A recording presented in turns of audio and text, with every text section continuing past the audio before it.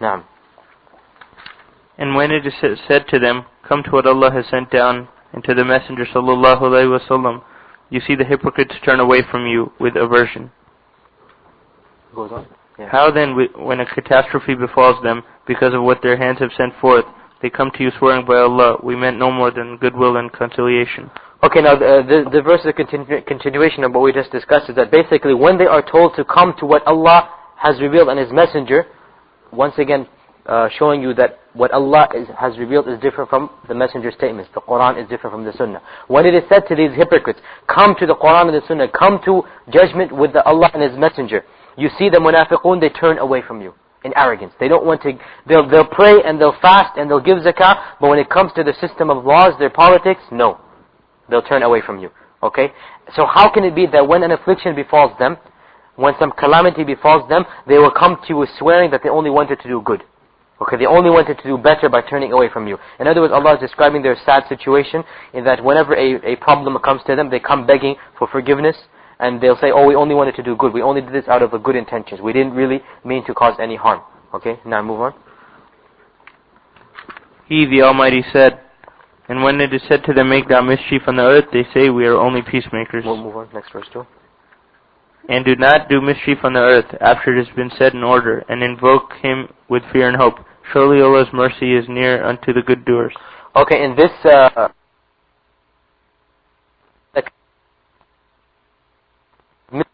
earth. It's on. Do not cause mischief on this earth after. Do not cause mischief on this earth after it has been made pure or clear. Verily, Allah subhanahu wa ta'ala. Where am I reading? I'm reading the first verse actually. Okay, the first verse, Surah Baqarah, verse 11. Excuse me. When it is said to them, do not cause mischief on this earth, they say we are only causing good. وَإِذَا قِيلَ لَهُمْ لَا تُفْسِدُوا فِي الْأَرْضِ قَالُوا إِنَّمَا نَحْنُ مُصْلِحُونَ. When it is said to them, don't cause this mischief, don't do what you're doing, they say we only want to do good. So this is the sign of the hypocrite, that he turns away from the law of Allah and His Messenger, he takes the law of other than Allah and His Messenger. When it is said to him, why don't you go back to Allah and His Messenger, why don't you go back to the law of Allah and His Messenger, don't cause this mischief, they say we only want to cause good by this system of laws. And many Muslim countries of our times, they have entered interest banks into the country, they've entered cinemas, they've entered so many haram things. When it is said to them, why are you doing this? They say, we only want to cause good. When it is said to them, why have you entered Christian and Jewish law, or Roman, American Western law into the system? What's going on? Okay. Okay, can someone go get the batteries and changed? You get that changed. Okay. When it is said to them that don't cause mischief in the earth, don't do this, they say, we are only causing some good. We're only doing this for some good reason. Likewise, in the next verse, Allah says, don't cause mischief in the earth after it has been purified, or after, how do you translate it? بَعْدَ إِصْلَاحِهَا? No, before that. We're only peacemakers. Set in order, okay. So don't cause mischief on this earth after it has been set in order. Basically, after Allah's law has been established, don't change that system with another system.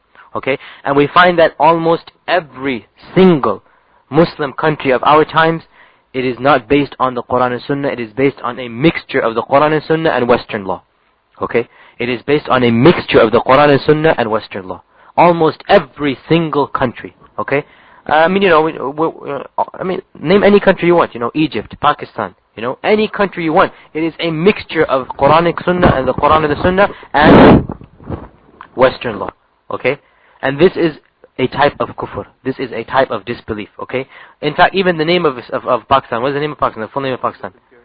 No, what is the name? Islamic Republic. You can't have an Islamic Republic. There is no such thing as an Islamic Republic. Okay, an Islamic state is different and a republic is different. The Islamic Republic of Pakistan, you can't have it. I'm not just singling out Pakistan, every country. In fact, Pakistan is much better than countries like Morocco and Tunisia and others. I mean, I'm not singling out one country, but I'm saying that you hardly have any Islamic country left that is basing its laws on Islam totally. Rather, it is a mixture of Western law and Islamic law. Okay, it is a mixture of Western law and Islamic law. Some countries have even gone to the extreme of, for example, prohibiting things that are allowed in the Quran and Sunnah. For example, polygamy. Okay, Tunisia has gone to the extreme of saying that it is not allowed for a man to marry a second wife, and if he does, then he will be punished for that. Punished meaning law-wise, legally he will be punished for that. One of the brothers told me that, from Tunisia, he told me that a famous case occurred where a man had married two wives, okay? So when the police came to arrest him, okay, why had they come to arrest him? Because he married two wives. He said, no, I only have one wife, this is my mistress, okay? So the police left him alone.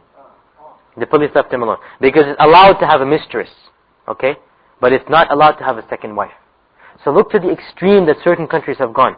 The extreme that certain countries have gone in making halal what Allah has made haram. Almost every, in fact, I don't know of a single country that does not have interest banks. Every country that I know of the Muslim world has interest banks in it, okay? And we know how disgusting and filthy interest is, okay? And almost every country has, interest loans. And almost every country has so much haram. Forget these things. Even in their laws, in their system of running the government, and everything is based upon other than the Quran and Sunnah. Okay, so we find that unfortunately the Muslims have been afflicted with this type of disease of thinking that the Western laws and the system of government of the West is better than that of an Islamic system. Now, Allah the Almighty said, "Do they then seek the judgment of the days of ignorance? And who is better in judgment than Allah for a people who have firm faith?" Okay, this is the whole point now. This verse is showing, if you go away from the laws of Allah, if you go away from the judgment of Allah, you will automatically enter the judgment of Jahiliyyah. أَفَحُكْمَ الْجَاهِلِيَّةِ يَبْغُونَ. Do they want to be like the Jahilis? Democracy is Jahiliyyah. Socialism is Jahiliyyah. Communism, capitalism, all of this is Jahiliyyah. Why? Because it is not from Allah and His Messenger. Anything that is from other than Allah and His Messenger cannot be perfect. Okay? Any system of laws, any government that is not based on the government of Allah and His Messenger cannot possibly be perfect. Therefore Allah says, do they desire the way of the Jahiliyyah? Do they desire to be judged by the ways of the Jahiliyyah? And then Allah asks a rhetorical question, who is a better judge? Who is a better legislator than Allah? Who is there? No one. No one can bring down a system that is more perfect and more complete than Allah subhanahu wa ta'ala, who is a better judge than Allah for those that believe. In other words, the believers, they realize that Allah subhanahu wa ta'ala is the best judge, therefore they go back to Allah subhanahu wa ta'ala when it comes to judging their affairs and ruling their matters. Naam. Abdullah ibn Amr ibn Allah radiallahu anhu narrated that Allah's Messenger sallallahu alayhi wa sallam said, "None of you truly believes until his desires are in accordance with what I came with." Okay, again this hadith has a slight weakness in it, but the point is it is definitely authentic in its meaning, that none of you believes until his desires are following what I have come with, okay? In other words, until you go back to the Quran and Sunnah to base your judgments on. What is the verse that we quoted? It is not possible for a believing man or woman to what?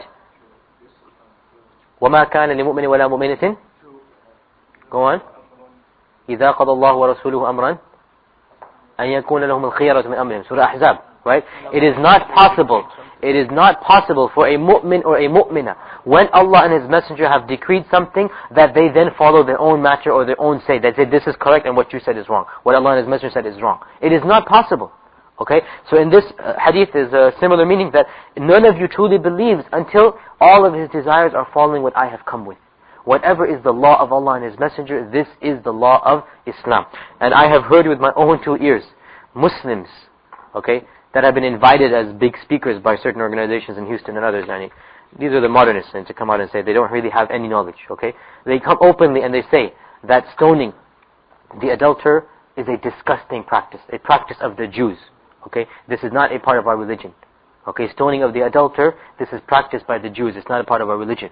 It's something that is, inhumane, okay?